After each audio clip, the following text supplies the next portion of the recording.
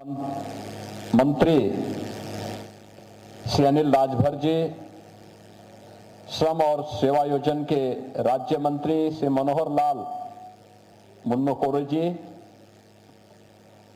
अवस्थापना एवं औद्योगिक विकास के आयुक्त श्री दीपक कुमार जी, अपर मुख्य सचिव अवस्थापना एवं औद्योगिक विकास श्री आलोक कुमार जी, प्रमुख सचिव एवं अध्यक्ष Uttar Pradesh BOC W board doctor M.K.S. Sundaram ji, श्रम आयुक्त मार्कंडेय शाही जी, श्रम और सेवायोजन विभाग के हमारे सभी अधिकारीगण, प्रदेश की राजधानी लखनऊ और प्रदेश के सभी 75 जनपदों में आयोजित अलग अलग कार्यक्रमों में उपस्थित हमारे सभी अपने परिश्रम से, अपने पसीने से प्रदेश को, उत्तर प्रदेश को भारत के अनलिमिटेड पोटेंशियल का प्रदेश बनाने वाले मेरे सभी श्रमिक बहन और भाइयों, मैं सबसे पहले आप सभी को अंतर्राष्ट्रीय श्रमिक दिवस के अवसर पर प्रदेश सरकार की ओर से हृदय से बधाई देता हूं। आप सबका मैं हृदय से अभिनंदन करता हूं।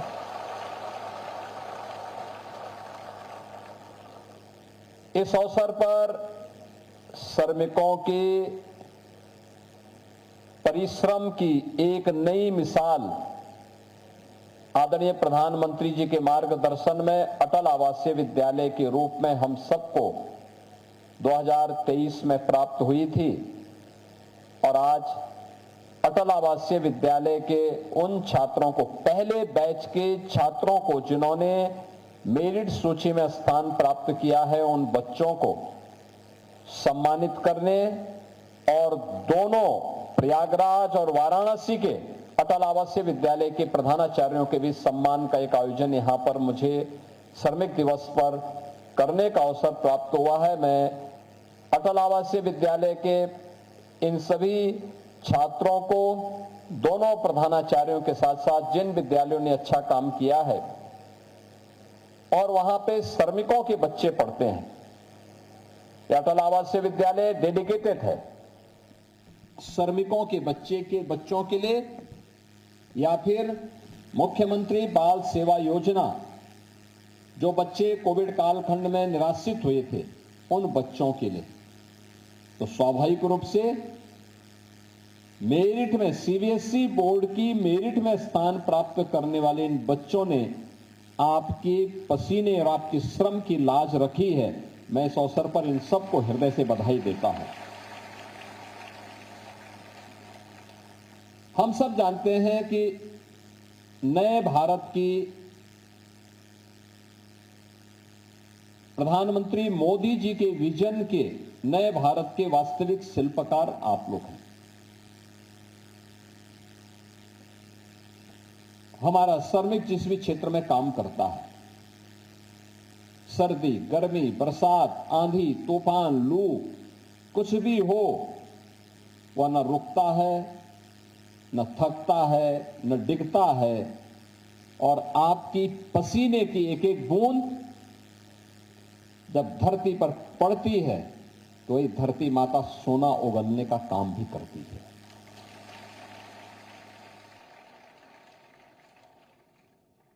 जिन श्रमिकों के परिश्रम से हर तबके के व्यक्ति को सिर ढकने के लिए छत प्राप्त होती है, विडंबना क्या थी, उन श्रमिकों के पास अपना आवास कभी नहीं हो पाता था। जो श्रमिक दूसरों के घर के इज्जत घर बनाते थे, उनकी इज्जत, उनके परिवार की इज्जत स्वयं सड़कों पर दिखती थी।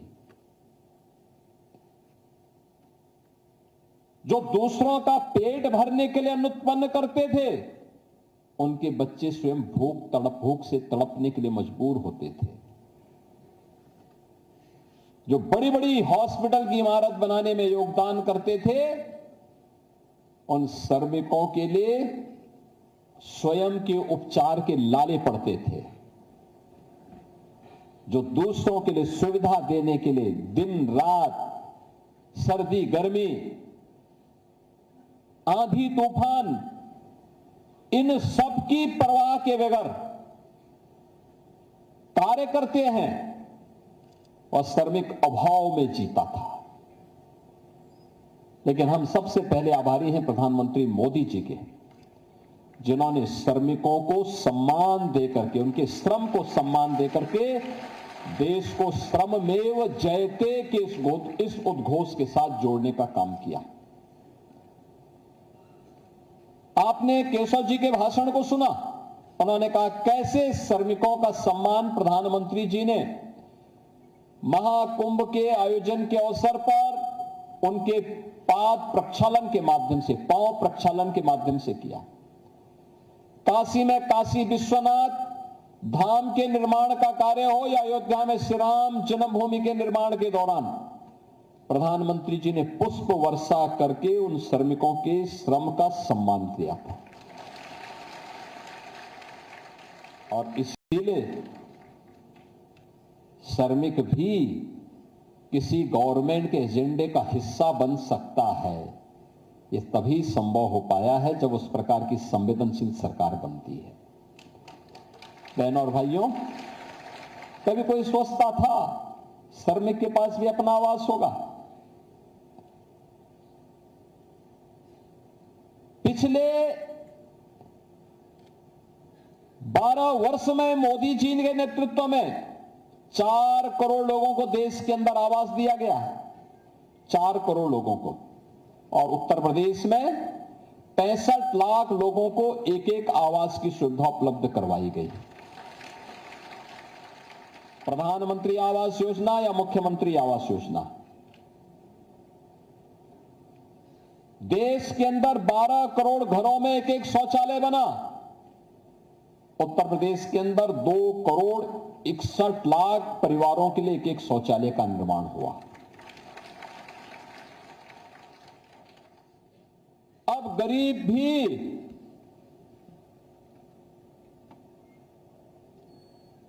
किसी भी बड़े से बड़े हॉस्पिटल में, जिस हॉस्पिटल के बनाने में किसी श्रमिक के पसीने की बूंद लगी है, उसमें गरीब का भी उपचार होगा, क्योंकि मोदी जी ने आयुष्मान भारत की सुविधा दी है। और हमारे श्रमिकों को पहले से सुविधा है। जो बचे हुए हैं उनके लिए आज मैं घोषणा करने जा रहा हूं।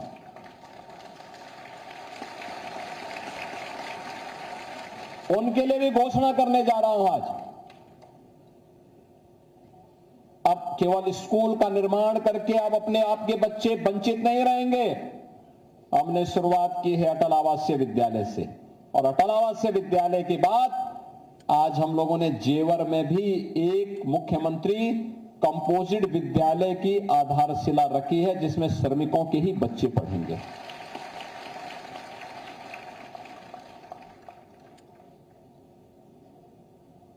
अब आपके लिए सर्दी हो, गर्मी हो, बरसात हो,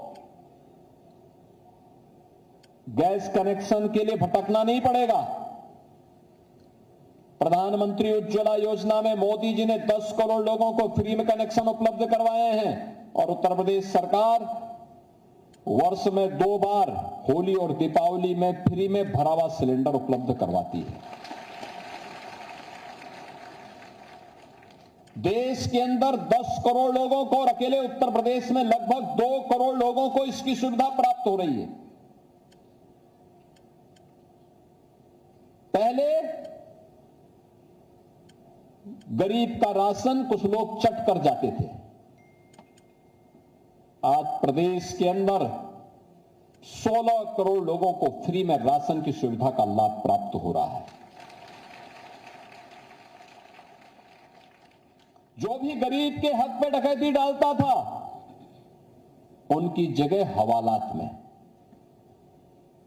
हर व्यक्ति सम्मान के साथ जी सके। और आज इसीलिए, क्योंकि आपकी वास्तविक मेहनत को, आपके श्रम को सम्मान दिया गया है। आपने देखा होगा पहले होता क्या था, खेतों में काम हमारा बटाईदार और श्रमिक करता था। अगर मेहनत उसने खेत हुंडा पे लिया और खेत किसी आपदा की चपेट में आ गया तो बेचारा कर्ज के तले दबता था। अब सरकार ने क्या किया, कहा कि नहीं, आपदा आएगी, केवल मुआवजा जिसका खेत है उसको नहीं मिलेगा, बटाईदार को मिलेगा। बटाईदार जिसने जो खेती कर रहा है। आपदा की चपेट में अगर कोई बटाईदार या श्रमिक आता था उसको कोई सुविधा नहीं मिलती थी। हमारी सरकार ने उसको 5 लाख रुपए का मुख्यमंत्री कृषक बीमा दुर्घटना बीमा के साथ जोड़ करके कहा कि नहीं, किसान के साथ साथ जिसकी जमीन है उसके साथ साथ वहां काम करने वाला कामगार भी इसका हकदार बनता है। और हमारी सरकार ने दिया, हर वर्ष हम 700 करोड़ से लेकर के 1000 करोड़ रुपए अपने श्रमिक बहनों को, भाइयों को और बटाईदारों को उपलब्ध करवाते हैं, जो किसी आकाशीय बिजली के कारण, किसी तूफान के कारण, किसी आंधी के कारण या किसी आपदा के कारण किसी दुर्घटना का शिकार होता है, उसको हमारी सरकार ये सुविधा उपलब्ध करवाती है। बहनों और भाइयों, सामान्य दिनों में लोग तमाम घोषणाएं करते हैं, बड़ी बड़ी बातें करते हैं, बड़े बड़े नारे देते हैं, लेकिन याद करना, संकट के समय जो आपके साथ खड़ा होगा वही आपका हितैषी है। याद करना, जो संकट में आपके साथ नहीं, वह कितनी भी बड़ी घोषणा करे वो कभी आपका हितैषी नहीं। याद करिए, इस सदी की सबसे बड़ी त्रासदी आई थी कोरोना कालखंड में। कोरोना कालखंड में ये जितने विपक्षी नेता है ना, ये सब रजाई तान करके सब अपने अपने घरों में छुप गए थे, कोई दिखाई नहीं देता था। जब उत्तर प्रदेश का कामगार और श्रमिक अन्य राज्यों को छोड़ करके यूपी में वापस आ रहा था, तब न कांग्रेस थी, न सपा थी, न बसपा थी, न कोई और दल था। तब केवल और केवल डबल इंजन सरकार थी। मोदी जी थे और उत्तर प्रदेश में हमारी सरकार थी, हमारे अधिकारी कर्मचारी लगे हुए थे। हम लोगों ने एक साथ 14,000 बसें भेजी, गाजियाबाद, नोएडा, बुलंदशहर, मेरठ, और मैंने कहा यूपी ही नहीं, भारत के अंदर का कोई भी श्रमिक आएगा, कामगार आएगा, उत्तर प्रदेश उसके लिए फ्री में व्यवस्था उपलब्ध कराएगा, उसके रहने के लिए, उसके खाने के लिए, जितने दिन रहना चाहेगा फ्री में भोजन की व्यवस्था देंगे, फ्री में उपचार की व्यवस्था देंगे। और हम लोगों ने 1 करोड़ लोगों को उस समय उत्तर प्रदेश के अंदर रखा था और हर श्रमिक के लिए राशन कार्ड भी बनवाया, उसको 15 दिन 1 महीने का फ्री में राशन भी दिया। और जब तक कोरोना था तब तो देते ही थे, कोरोना के बाद भी फ्री में राशन की सुविधा का लाभ प्राप्त हो रहा है। ये डबल इंजन की सरकार संकट में खड़ी होने वाली सरकार है। चाहे वह खेतीहर मजदूर हो, चाहे वह निर्माण श्रमिक हो, चाहे वह विभिन्न अथॉरिटी में काम करने वाले श्रमिक हो, चाहे वह औद्योगिक क्षेत्रों में कार्य करने वाले हमारे श्रमिक, इन सब के उत्थान के लिए, इन सब के संरक्षण के लिए ये डबल इंजन की सरकार पूरी मजबूती के साथ खड़ी है। हम आभारी हैं प्रधानमंत्री मोदी जी के, जिन्होंने श्रमिकों के लिए एक सामाजिक सुरक्षा की गारंटी की व्यवस्था की। आज उसी को और एक्सपेंड करने के लिए आज हम सब यहां पर आए हैं। और आज मुझे बताते हुए प्रसन्नता है कि हमारे श्रम और सेवायोजन विभाग के द्वारा इस दिशा में बेहतरीन प्रयास किया गया। उस बेहतरीन प्रयास के परिणाम सामने आ रहे। अटल आवासीय विद्यालय उसका एक उदाहरण है। अभी इस कार्यक्रम के बाद हमारे श्रम मंत्री श्री अनिल राजभर जी अभी जा रहे हैं यहां से गोरखपुर। वहां पे 200 श्रमिकों की बेटियों की शादी के लिए स्वयं वहां पर मेहमानों का सम्मान और उनका आवभगत करने के लिए मंत्री स्वयं वहां खड़े होंगे और उन शादी को संपन्न करने के लिए मंत्री, यानी हमारे विधायक के घर में शादी होगी तो मंत्री जा पाता है कि नहीं जा पाता है, कठिन है, लेकिन वहां मंत्री स्वयं जा रहे हैं जहां श्रमिकों की बेटियों की शादी हो रही है, स्वयं उसमें उपस्थित होंगे गोरखपुर में। उनके वेलफेयर के लिए ढेर सारी स्कीम आज के दिन पे निकाली गई है और उसी निकालने के क्रम में प्रदेश के अंदर जो परिवर्तन देखने को मिला है, जो कार्य प्रारंभ किए गए हैं, आज उसी का परिणाम है कि हम लोगों ने प्रदेश के अंदर 18 कमिश्नरी में एक अटल आवासीय विद्यालय बनाए हैं। यानी एक विद्यालय में कम से कम 1,000 बच्चा पढ़ सकता है। क्वालिटी एजुकेशन केंद्रीय विद्यालय से, नवोदय विद्यालय से या फिर सैनिक विद्यालयों से जुड़े हुए जो प्रधानाचार्य थे, जो शिक्षक थे, उनको हम लोगों ने यहां पर तैनाती दी है और उनके माध्यम से श्रमिकों के बच्चों को राष्ट्र निर्माण में वह भी अग्रिम पंक्ति में जाकर के खड़ा होगा। जो अनिल जी ने कहा कि श्रमिक का बच्चा श्रमिक नहीं होगा बल्कि वह भी अधिकारी की श्रेणी में खड़ा होगा, यही बनाने की प्रक्रिया यहां से प्रारंभ हुई है। अटल आवासीय विद्यालय आज वहां पर है। आज आवासीय सुविधा भी उपलब्ध कराई जा रही है और प्रदेश के अंदर जो बेहतरीन सुविधा उपलब्ध करवाने के काम हो रहे हैं।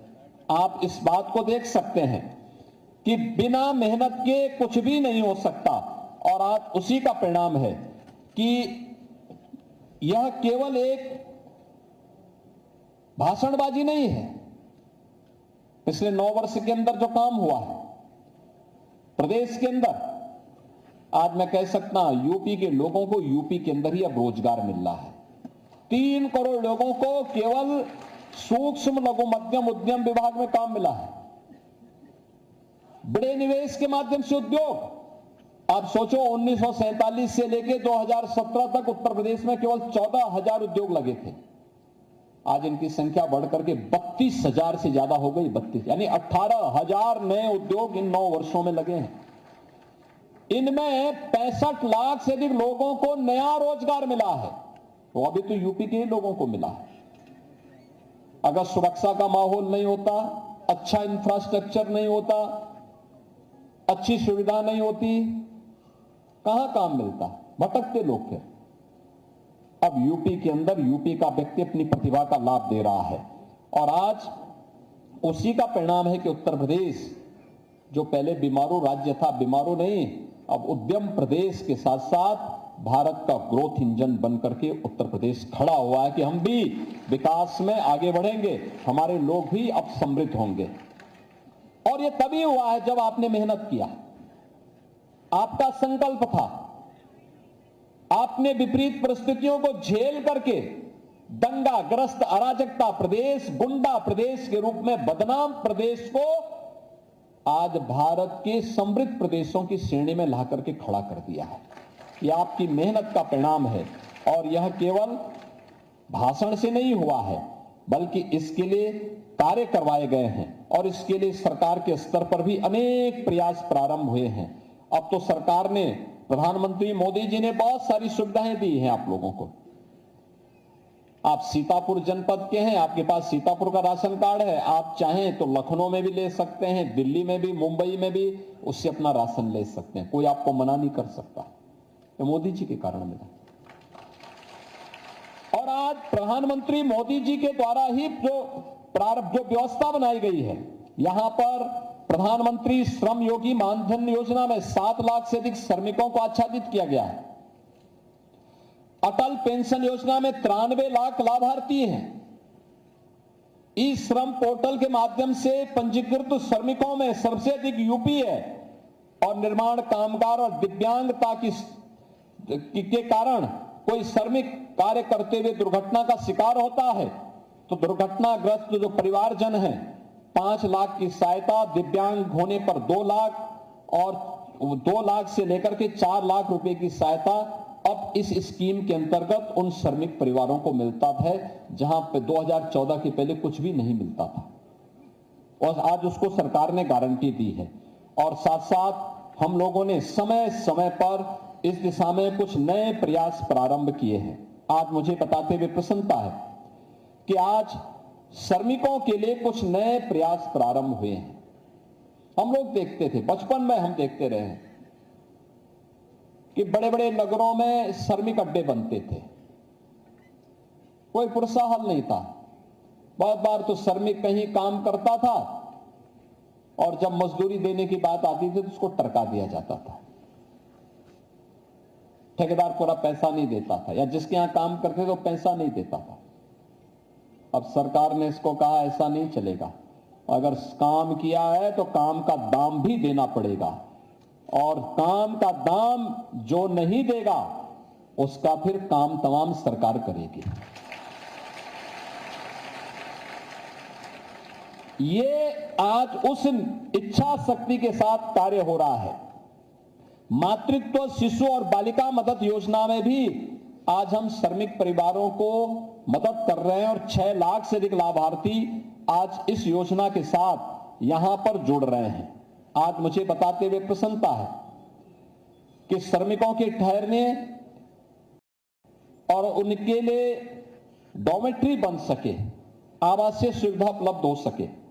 आज हम लोगों ने यहां पर तमाम ऐसी योजनाओं को यहां पर लॉन्च किया है। श्रमिक डॉर्मेट्री का प्रावधान करने की व्यवस्था की है।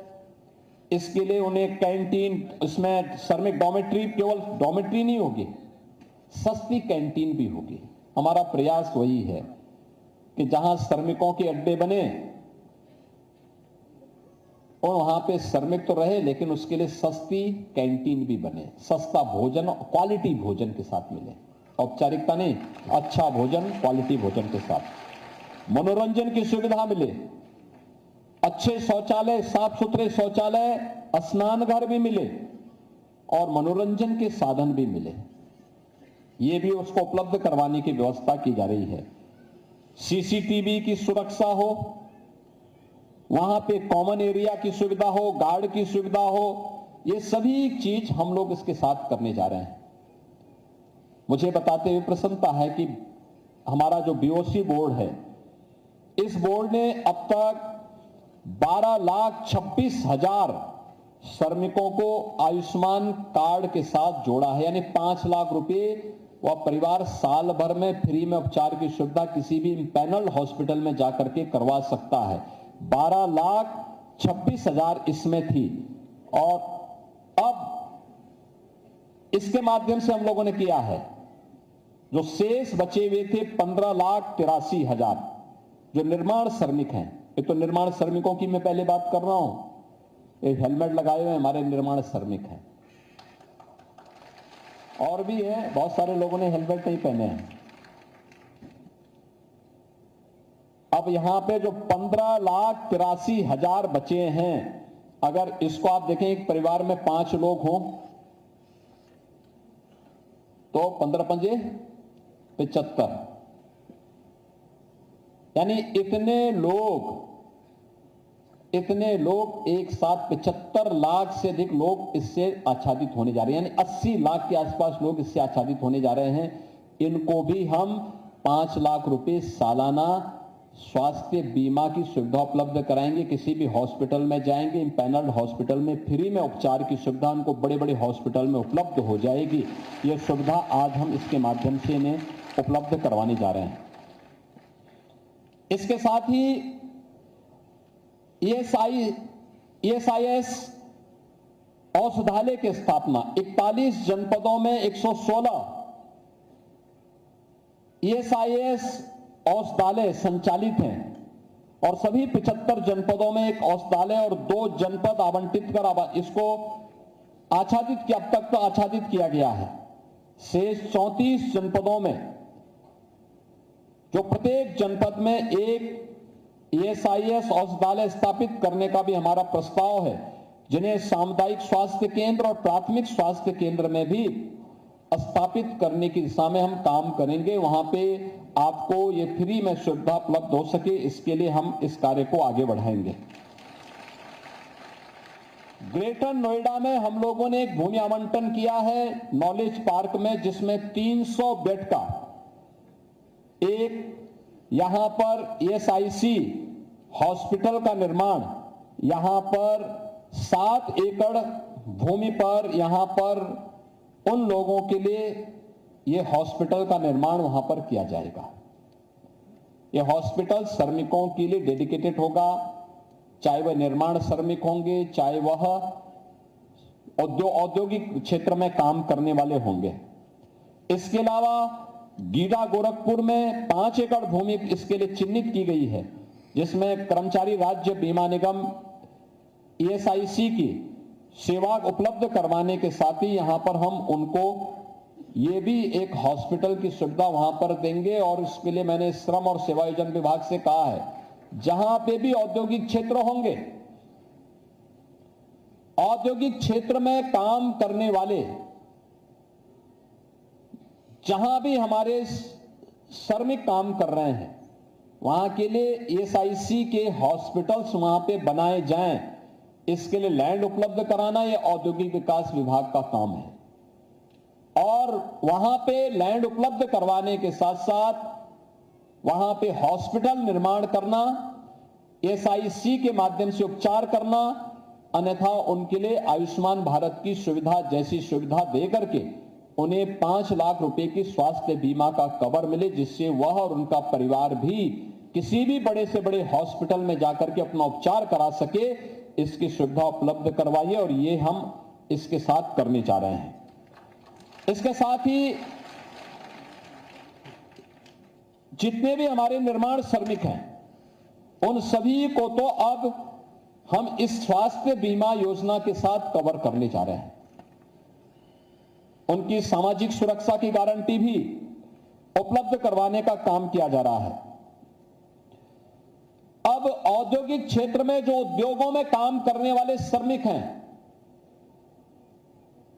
अभी हमने उनका मानदेय कुछ बढ़ाया है। गवर्नमेंट का काम नहीं था, तो उद्योगों का काम था, उद्योगों में, लेकिन उद्योगपतियों से, उद्यमियों से बातचीत करते हुए किया है। हमें याद रखना, उद्योग और श्रमिक एक दूसरे के पूरक हैं, दोनों अलग अलग नहीं सोच सकते। उद्योग है तो श्रमिक है, उद्योग का उन्नयन होगा तो श्रमिक का उन्नयन होगा। श्रमिक खुशहाल है तो उद्योग तेजी के साथ आगे बढ़ेगा। दोनों को अलग अलग करके नहीं देखा जा सकता। और याद रखना, जहां औद्योगिक अशांति हुई है, वहां खंडहर के सिवाय कुछ भी नहीं बचता। औद्योगिक अशांति किसी भी स्थिति में नहीं होने देना है। जो लोग समृद्धि के विरोधी हैं, विकास के विरोधी हैं, वे नहीं चाहते कि उद्योग चले। वे बहकाने का काम करेंगे, लेकिन बहकना नहीं है। याद करना, उद्योग और श्रमिकों को मिलकर के हमें काम करना है। हां, हमने और यहां पे श्रम और सेवायोजन विभाग से कहा है कि नए वेज बोर्ड गठित करिए, उसकी रिपोर्ट मंगाइए, और यह सुनिश्चित करिए कि जो भी श्रमिक, जो भी लेबर कार्य कर रहा है औद्योगिक क्षेत्रों में, उन सभी को हमारा प्रयास होना चाहिए कि 10 से ऊपर जिस भी उद्योग में काम करने वाले लोग हैं, 10 और 10 से ऊपर जितने भी औद्योगिक क्षेत्र में काम करने वाले लोग हैं, हम नए वेज बोर्ड में प्रस्ताव करें, बीमा कंपनियों से भी बातचीत करें। बीमा कंपनी और उद्यमी मिलकर के यह सुनिश्चित करेगा कि उनको भी आने वाले समय में 5 लाख रुपए सालाना स्वास्थ्य की सुविधा फ्री में इंपैनल्ड हॉस्पिटल में प्राप्त हो सके। ये सुविधा हम उन सभी को देंगे, और इसके माध्यम से उत्तर प्रदेश के अंदर कम से कम 1 करोड़ श्रमिक परिवारों को, 1 करोड़ श्रमिक परिवारों का मतलब 5 करोड़ लोग सीधे सीधे इससे लाभान्वित होने जा रहे हैं आने वाले समय में, और एक बड़ा कार्य होगा ये उत्तर प्रदेश की दृष्टि से। दूसरा किसी उद्यम में काम करने वाला कोई व्यक्ति अगर किसी दुर्घटना का शिकार होता था, उद्योग में हुआ तो ठीक है, उद्यमी को सहयोग कर लेता था, लेकिन अगर सड़क पे हो गया कौन पूछने वाला है? बस में चढ़ रहा है तब दुर्घटना का शिकार हो गया, घर में किसी कारण से हो गया, बीमारी कभी भी आ सकती है, कोई सुरक्षा की गारंटी नहीं होती थी। हम नए वेज बोर्ड में व्यवस्था बनाने जा रहे हैं और व्यवस्थाएं बनाने जा रहे हैं। बीमा कंपनी,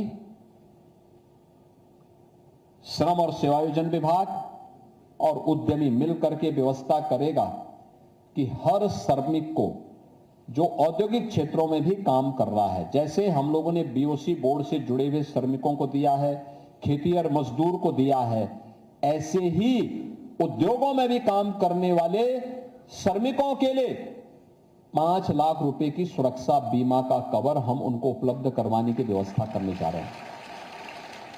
यह सामाजिक सुरक्षा होगी। हम ईश्वर से प्रार्थना करेंगे किसी के ऊपर कोई घटना दुर्घटना न हो, लेकिन अगर हो जाती है तो उस परिवार को कुछ पैसा बीमा कंपनियां उपलब्ध करा सके, इसके लिए हम लोग उन सभी को इसके साथ जोड़ने का काम करेंगे और यह कार्य एक बेहतरीन भविष्य के लिए और उत्तर प्रदेश के औद्योगिकीकरण की दिशा में किए जाने वाले प्रयास का यह एक महत्वपूर्ण हिस्सा होगा। बहनों और भाइयों, प्रधानमंत्री मोदी जी के विजन के अनुरूप हर हाथ को काम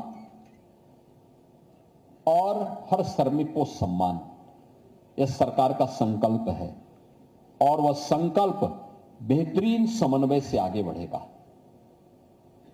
बीओसी बोर्ड में निर्माण श्रमिक अपनी मेहनत कर रहे हैं, खेतीहर श्रमिक अपना काम कर रहे हैं, अलग अलग निकायों में काम करने वाला श्रमिक कोई सफाई के रूप में काम कर रहा है, कोई किसी अन्य कार्य के साथ जुड़ा हुआ है, वह भी अपना काम कर रहा है। लेकिन इन सब के साथ ही औद्योगिक क्षेत्रों में काम करने वाला, जो हमारा उद्योगों में काम करने वाला श्रमिक है, वह भी वहां पर मेहनत करके देश की मैन्युफैक्चरिंग पावर को बढ़ाने में अपना योगदान दे रहा है।